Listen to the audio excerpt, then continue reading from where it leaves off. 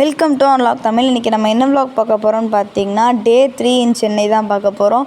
சென்னை போயிட்டு எத்தனை நாள் ஆச்சு இப்போ தான் போடுறேன்னு நினைக்காதீங்க. சென்னை போயிட்டு வந்து அடுத்த நாள்லேருந்து எனக்கு எக்ஸாம் ஆரம்பிச்சிருச்சு. எக்ஸாம் இருந்ததுனால என்னால் எடிட் பண்ணதுக்கு டைம் இல்லை. அதுக்கப்புறம் பார்த்திங்கன்னா அடுத்து டிஸ்ட்ரிக்ட் காம்படிஷன் வந்துச்சு. லைவ் போட்டிருப்பேன், பார்த்துருப்பீங்கன்னு நினைக்கிறேன்.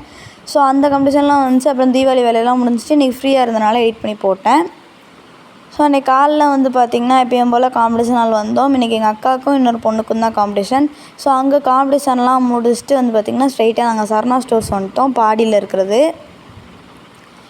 சரணா ஸ்டோர்ஸ். எதுக்கு வந்தோம்னு பார்த்திங்கன்னா தீபாவளிக்கு பர்ச்சேசிங் முடிச்சிடலான்னு சொல்லிட்டு சரணா ஸ்டோர்ஸ் வந்தோம்.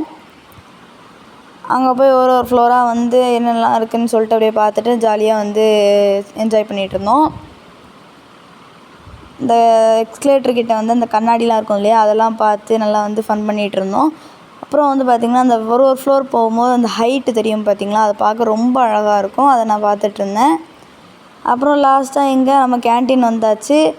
அங்கே வந்து நாங்கள் ஐஸ்கிரீம்லாம் சாப்பிட்டு கிளம்பிட்டோம்.